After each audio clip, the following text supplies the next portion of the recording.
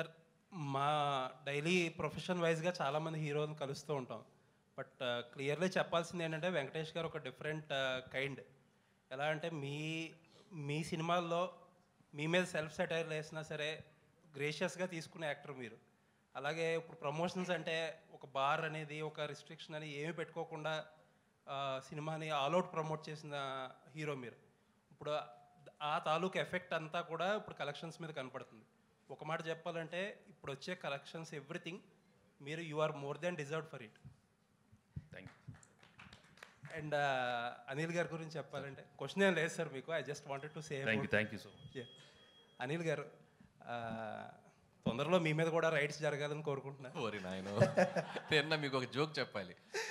నాకు నిన్న ట్విట్టర్లో ఒక ట్యాగ్ చేస్తూ ఒక ఫ్రెండ్, విజ్ఞాన్లో నా కాలేజ్ ఫ్రెండ్ అనమాట, వాడు నిన్న న్యూస్లో వచ్చింది నా మీద కూడా రైట్స్ జరుగుతుందని. ఇన్ఫ్యాక్ట్ నా మీద జరగలేదు. సో వాడు ఏం చెప్పాడంటే ట్విట్టర్లో, ఎంత ఎదిగిపోయావురా, మాతో ఉంటూ మా పక్కనే చదువుకుంటూ ఐటీ రైట్స్ జరిగే స్థాయికి ఎదిగిపోయావా. అదే అలా ఆ ఐటీ రైట్స్ స్థాయికి ఎదగాలని మీరు కోరుకుంటున్నాం. వద్దులేండి, అది ఆ టెన్షన్ నాకెందుకు, నన్ను ఇలా ప్రశాంతంగా ఉండనివ్వండి. వెంకటేష్ గారు, అండ్ ఇంకొక విషయం చెప్పాలి మీతో.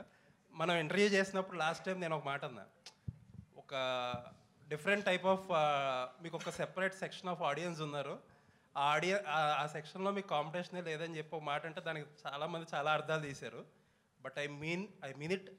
ఆ సెక్షన్లో మీకు ఆడియన్స్ ఉండబట్టే ఆ సెక్షన్ ఆడియన్స్ మీ సినిమాలకే కదిలి సినిమాకి వచ్చి ఇంత పెద్ద హిట్ చేశారు. కరెక్ట్, మీరు మీ స్టేట్మెంట్ మీరు ప్రూవ్ చేసేసారు. చాలామంది చాలా రాంగ్గా చేశారు. This is what I meant. Correct అండి. అంటే మీరు ఈ సినిమాకి ఒక ఎంటర్టైన్మెంట్ బ్యాక్డ్రాప్లో చేసిన సినిమా, కామెడీ ప్రధానంగా సాగిన సినిమా. సో దీనికి మీ ఇందాక మూర్తి గారు అన్నట్టు ఒక టాప్ 3 టాప్ 4 రెవెన్యూస్ వస్తున్నాయి అంటే ఎస్, ఈ జోనర్కి ఒక వినోద ప్రధానమైన సినిమాలకి audience are always ready to come and watch. ఇది ఇప్పుడే కాదు, నేను చాలా ఇంట్రెస్ట్లో కూడా చెప్పాను. కృష్ణారెడ్డి గారు తీసిన ఎమ్మెల్యేలో ఇండస్ట్రీ హిట్ అయింది. అహనాపల్లి అంట, సురేష్ ప్రొడక్షన్స్ వచ్చిన అహనాపల్లి అంటే ఈజ్ ఈక్వల్ టు ఆ రోజు చాలా పెద్ద సినిమాలకు తగ్గ రెవెన్యూస్ చేసింది. సో కామెడీ ప్రధానంగా సాగిన సినిమా మనం కరెక్ట్గా డీల్ చేయగలిగితే దాని రెవెన్యూస్ ఎప్పుడు అన్ని సెక్టర్ ఆఫ్ ఆడియన్స్ వచ్చి దానికి పెద్ద విజయాన్ని ఇస్తారు. అనిల్ గారు ఇక్కడ అయితే బుల్లిరాజుని క్యారెక్టర్ పెట్టి చేయడం మీద ఎంత ఫన్ అయితే జనరేట్ అవుతుందో థియేటర్లో, బట్ దాని మీద ఒక నెగిటివిటీ కూడా వస్తుంది కదా. కొంతమంది సైకాలజిస్టులు కావచ్చు, ఒక చిన్న పిల్లోని పెట్టి ఇట్లాంటి రోల్ చేయించారు, ఇలాంటి కొన్ని కామెంట్స్, ట్రోల్స్ వస్తున్నాయి కదా. దీని మీద మీరు ఏం చెప్తారు? అంటే ఇది నేను ఆల్రెడీ మొన్న ఇంటర్వ్యూలో చెప్పాను. అసలు పిల్లలు, ఆడవాళ్ళు, పెద్దవాళ్ళు అందరూ థియేటర్లో చప్పట్లు కొడుతూ క్లాప్స్ కొడుతూ ఎంజాయ్ చేస్తుంటే సైకలాజికల్ ప్రభావం పడే అవకాశం ఎందుకు ఉంటుంది?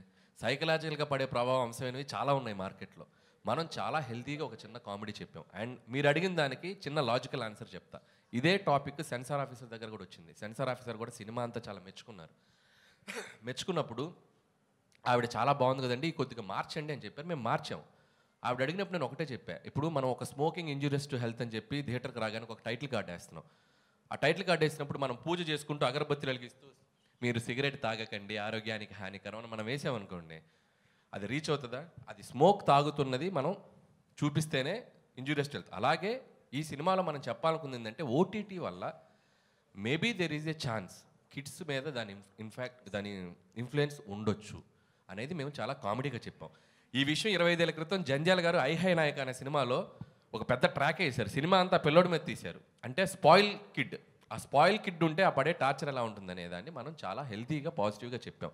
ఇక దాన్ని కూడా తీసేవాళ్ళు ఉంటారు, దాన్ని మనం పట్టించుకోకుండా ప్రజలు ఎంజాయ్ చేస్తున్నారు, ప్రేక్షకులు ఎంజాయ్ చేస్తారు, దాన్ని అలా పాజిటివ్గా ముగిద్దాం. That is Anil. Thank you sir. Venkatesh గారు అదే ఆ కిడ్ మీద కూర్చుని నేను కూడా వెంకటేష్ గారు ఆ కిడ్ మీదే ఓ పక్కన మీరు ఓటీటీ చూస్తే కిడ్స్ పాడైపోతారు అంటూనే రానా నాయుడులో కిడ్స్ను పాడు చేశారుగా. పాడు చేశానా?